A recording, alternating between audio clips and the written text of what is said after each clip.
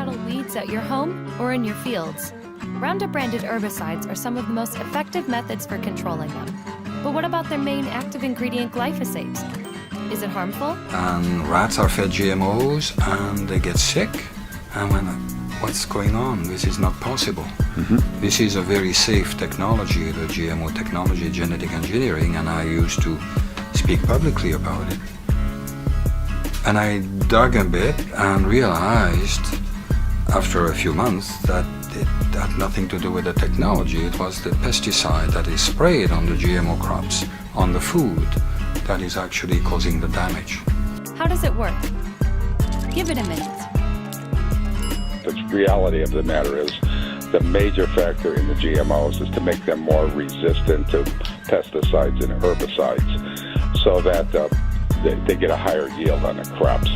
And which also means they spray heavier doses of pesticides and herbicides on these crops. And the plants that survive, the corn and the genetically modified corn and soybeans, they're soaking up this poison, and it's getting into our food supply. Glyphosate-based products were introduced in the 70s and became popular with farmers for the wide variety of weeds they help control and their history of safe use. In fact, in addition to the US EPA, regulatory agencies in more than 160 countries have approved glyphosate-based products. And if you want to look at how it's harming our country, I'll assume you know something about biology, and you know that fetuses and young children, bodies are developing, and that these poisons are going to have the most devastating effect on their development.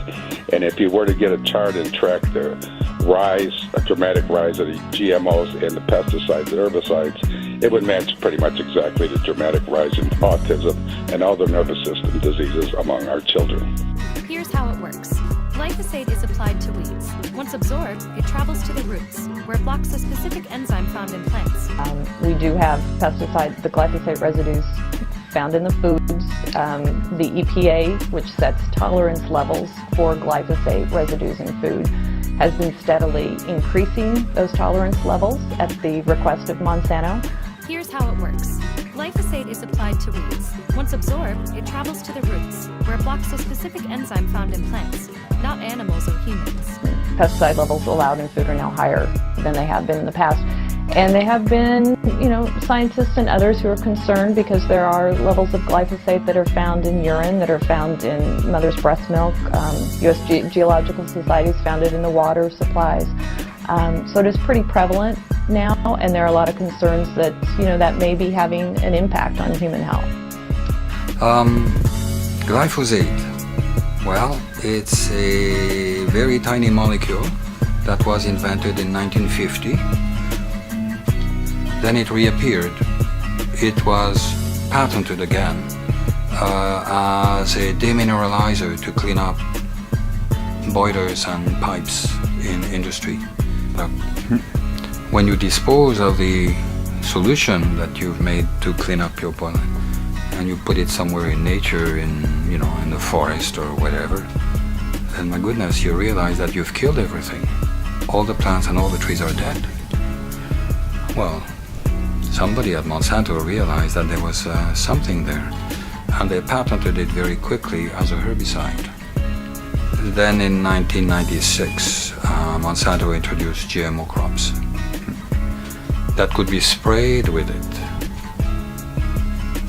because that's what they engineered. They engineered basically tolerance to the herbicide.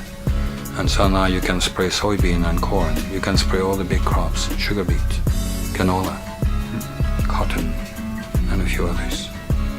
So it came into your food. Yeah. But to spray it on the food, that's a new one. That's a different one. Not only that, but with the with the spraying of the crops, the food crops, from 1996, and very soon after, of a lot of other crops, which are sprayed just before harvest. Now, this is something most people don't know. All the grain crops and all the seed crops are sprayed just before harvest, so of course the residues are maximum. They're at peak at that point. Yeah. So when I say grain and seed crops, I mean wheat, barley, rye, triticale, etc. It's called desiccation. It's called chemical ripening.